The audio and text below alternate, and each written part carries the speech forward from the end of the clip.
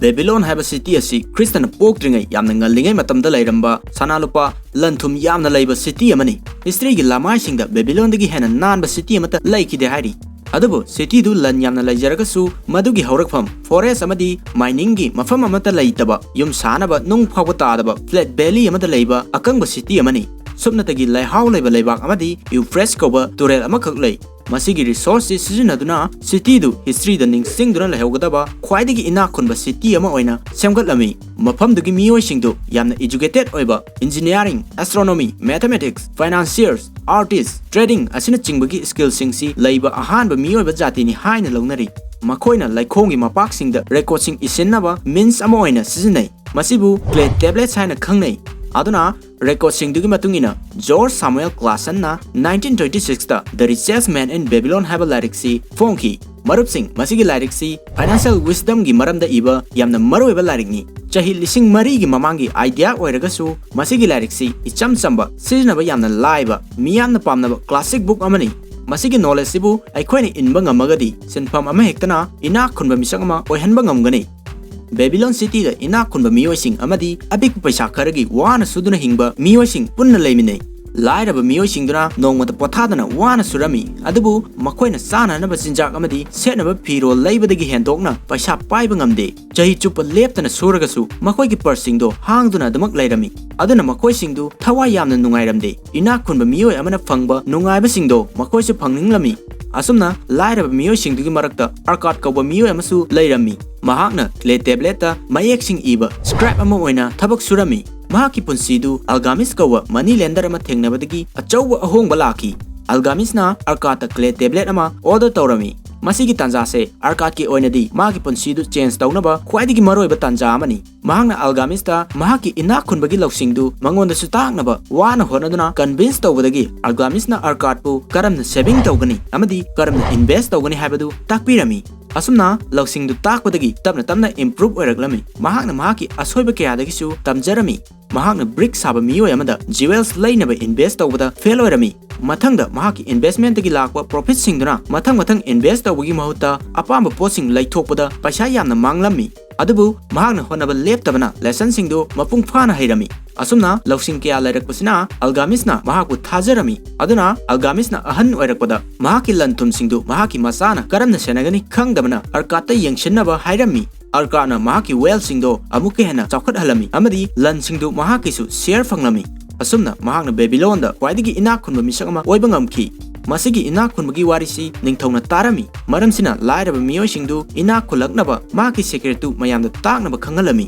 asumna mahakna ojama oina secret singdu miyamda taklami aduna marup sing ngasigi video sida arkat amadi algamis ki matungina ina khulaknaba lesson tare tu mayamda share tawjari so lesson number 1 save at least 10% of your income miyoi amana lalon itik tawba amadi thabak suduna paisa tanaba lambi yamna lei makoigi sinphamdagi matungina paisa tanana paisa phanglakpa matamda masagi phiro leiba imungi potchai leisinba amadi atai apamba posingda spend tawthoi aduna algamis na hairi nang taluriba paisa singdo asigumba potchai sing leithoktuna makoida pay tawthoi nangna makoida pithoknaba makoigi damak thabak subi nang nasabudi kaidongida khusuman pijade aduna algamis amadi arkatki ahan balesandi nang nasagi khusuman hana pijaba asini nangna talakpa paisa pikpa chawba thidana 10% di nangi saving oina tungsinduna thamgadabani lemhoriba 90% duna spend tawthokpada sizinau masina nangi purse tu mabuk thalangani khudamoina nangi thagi salary du 10000 oiragadi 1000 di nangi saving oina thamjillu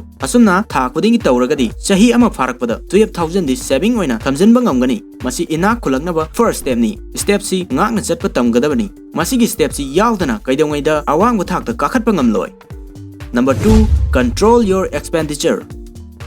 Miyoi amana masana tanjaba paisa du 100% sizinabada konadabadu 90% khangna karamna sizinagani habisi masigi lesson sini.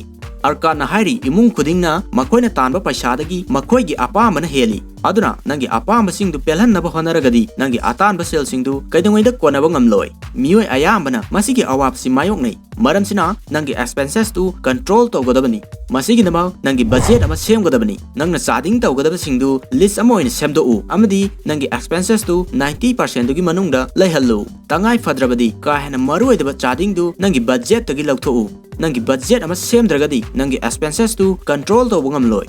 Babylon haiba city da Devasir koba nupa amana camel trader oirakpagi wari ama lei. Mahakna naha oiringeida mahaki mapana tauba sagol sabal sabagi thabaktu mahaksu tauduna nupi amaga luhonglami. Naha oiriba experience laitriba misak ama oibana mahaki yumgi amadi nupigi luxury item kaya laisinduna mahakna tanba ngamba changdagi chading ka hena taurami. Adubu nongmadi mahaki phanglakpu paisaduna atonba selsing singdokpagi mahuta mahaki hingbagi sel phawba konaduna phibam yamna soksilamki. Mahaki marup singdagi paisa puroi adubu singbudi ngamde. Phibam du ka hena soksilaki sel sanba miyoi singduna mabu kihanba horaki mahaki punsidu khudong thiningai oiraki mahaki nupi dusu mapamda hanki. Maramsina mahak Babylon city du thadokuna atopa lamda lona chenduna khudong chaba yenglami. Mahakna lalon itik tawba miyoi singa punduna sahi ani hena thabak tawrami adubu mai pakpa ngamde. Maramsina potsai lut tawba misak ama faw oiraki adubu madu tawbada mahakpu miyamna phadana minai ama oina yonthokpirami.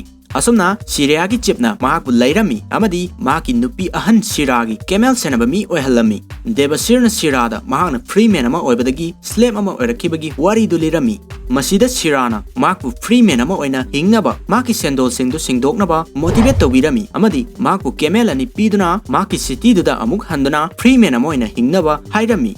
Maramsina mahakna thauna amaga loinana asumna khalami aingonda freeman amagi sol yauragadi ai yumda hangani aigi thajaba friends singdugi sendol singdokani sel ton ba haiba aigi yengnaba sei maithiba pigani aigi nupibu harau hangani habigi jab yungba wakalda desert ki lam kaya landuna chingjau kaya landuna mayumda halaki mathangda mahakna paisa purba miyoi singdugi manakta chatuna haijerami amadi mathon kawa money lender amadagi mahaki sendol singdu singdoknaba advising laurami amadi mahakpu camel trader ama oihalami.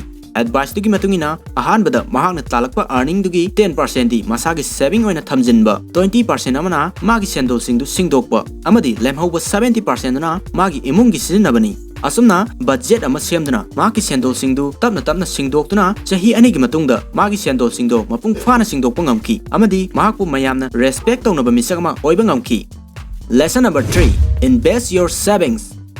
Nangna ahanbada 10% saving tawkibasingdu tapna yam khalakani masina nangbu harau hangani adubu sizinadaba paisa haibasi karisu kanadi maramsina nangi paisa singdu mathau tawhangadabani. Algamis na hari nangna save tawhoba gold piece pumnama nangi thabak sunaba slab amani madugi slab singdu masa pohangadabani masa singduna amuk masa pohangadabani habadi nangi saving duna invest tawthoktuna masa dagi hauduna mathang yam khalhanduna nangna thabak sudaba matam nangna koiba chatpa matam dasu leptana income lakhannaba lambi semgadabani. Masigidama goal gi law mangasi follow tawgadabani masigi law si khanglagadi nangi saving singdu mai pakna invest tawngamgani. Arkatna magi lantum singdu yengshinba amadi invest tawgi skill singdu magi masanupa nomasirbusu aihanba pamlami maramsina mahakna masanupa bu sanagi coin khawjaw amaga 5 loss yawa clay tablet amaga pirami 5 loss to sizinaduna sana singdu invest tawduna hena yam khalandra loksing leba misak ama oiraba matungda mayumda halaknaba hairami. Namasirna wasak ani du puduna masagi lambi yengduna atopa lamama da chatlami adubu mahaki goal singdo sizinaba haitabana loina mangkhirami. Ahanbada sagol lamjena paisa thanabada mahaki goal singdo ayamana mangkhirami.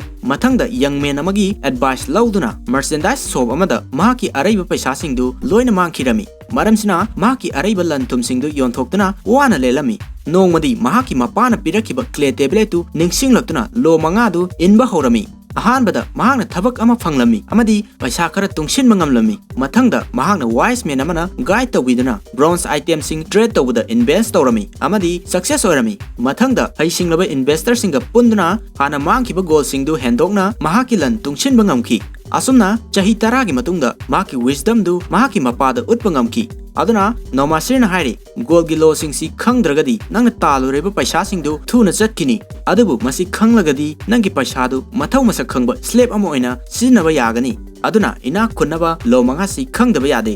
First law mahaki future gi dama mahaki earning singdu 10% leptana tungsiliba miyoi duda ahenba goal sing harauna lakani. Second law nangi goal du mafam sana invest tawragadi nangi earning singdu thuna hengalakani. Third law paisa sizinaba haiba asingba miyoi singi advice lauduna invest tawba miyoi singda goal singdu lengdana laigani. Law sigi matungina nangna invest tawbada experience lairaba madugi maramda munna khanglaba miyoi singi advice laugadabani makhoiga toina unaduna makhoigi lawsingdu launaba honagadabani. Fourth law nahakna khangdaba thabakta amadi investment ki maramda munna khanglaba miyoisingna yaningdaba mafamda invest tawragadi nangi goal singdu mangani aduna kaidongida munna khangdaba mafamda invest tawroidabani fifth law oithokloidaba achoba earning fangani haiba mafamsing amadi launam tawwa skimmer singi advice illaba natraga nangi ka henba apa manamaram oraga invest tawragadi nangi goal du mangani aikoina investment ki matangda achoba return fangani haidna miyoisingbu thaja halaga kai khiba scheme kaya amasu thengnare adugumba aikoina khangdaba scheme singda kaidongida invest tawroidabani algamisna hari achoba risk lowbudagi apikpa safe over return fangadaba investment na hena kanai